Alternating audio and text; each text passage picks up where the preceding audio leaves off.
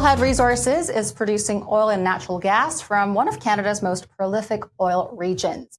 Led by CEO Brent Osmond, the company went public on the TSXV after completing a major acquisition in 2024.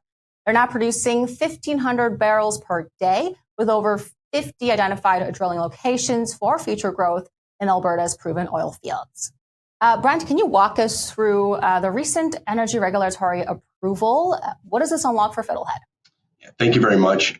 The approval of the regulatory transfer of the licenses from the seller to Fiddlehead is a major milestone for us because it actually gives us full control over the asset. And so until that approval was completed, the asset was being contract operated on our behalf by the vendor.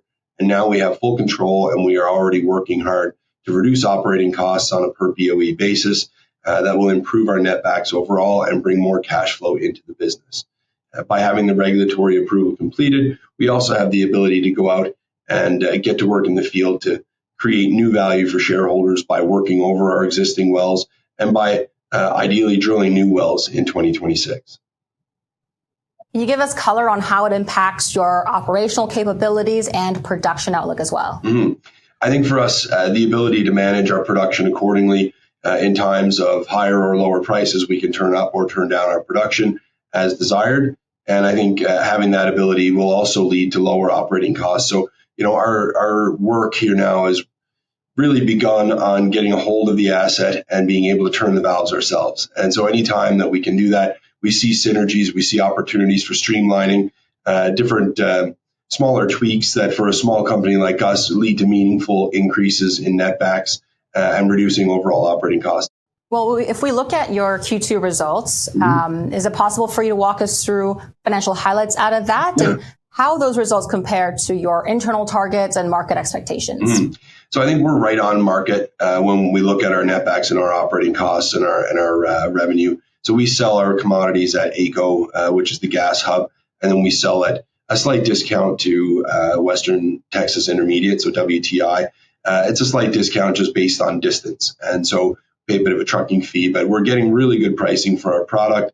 And I think that would hold as very much an industry standard, and we're quite pleased with that. Obviously, we feel our royalty burden's a little high just because it was contract operated for us, and those calculations were done under the umbrella of a much larger entity. We feel that once we have full control over the asset, we can trim up our royalty burden on a per BOE basis, which will lead to, again, more cash staying in the business that we can then redeploy on some of that low-hanging fruit like the workovers and the recompletions. We can add, barrels for much cheaper by re-entering our own wells and putting that through our own facilities. And of course, it's a much lower capital risk than if we have to turn a drill bit. So we're excited to get out and get after some of that work here in the near months. Well, we talked about your license transfer being done. Were there any other, key objectives that you communicated earlier this year to your investors that we didn't yet talk about that you have achieved so far? Yeah, we are working to close a previously announced acquisition, and we're working hard to get that done. Obviously, it's difficult trying to close an acquisition through the summer. Trying to get attention on it is difficult, but we've also seen a bit of a trough in commodity prices that obviously has nothing to do with us. It's more of a macro picture. But we feel that this is an exceptional time to continue to acquire and grow our business in meaningful chunks by bolting on pieces that are very near to our existing production base.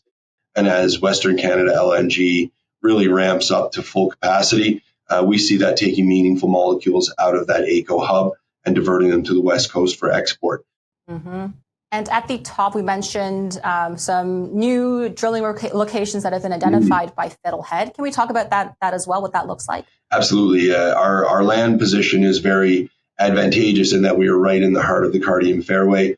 The rock has been analyzed and reviewed by our technical staff, and they're quite pleased with looking at offset wells that penetrate the target zone that we're looking at.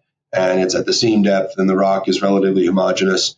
And it's not an area that's known to have substantial faulting or anomaly subsurface. And so we feel that, when we're looking at drilling these wells, we're looking at drilling from an existing well to an existing well. And the rock that's in between has shown vertical penetrations to be at the same depth and the same thickness. But we feel very confident about our targets and our near-term opportunities. We have 10, 12 drilling locations that, we're really excited about that are, again, within existing wellbore penetrations and that would tie back to existing facilities. So quick and easy adds of production to turn from drilling to cash flowing and shortening up that cycle time. It's pretty optimistic for us. We see those as very good, very attractive targets.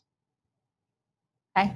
Well, we're going to have to leave it there for now, but thanks for the quick update, and we'll keep watching Fiddlehead. You bet. Thank you so much for having me. Of course. FHR on the Venture Exchange. That was Brent Osmond of Fiddlehead Resources. Thanks for watching.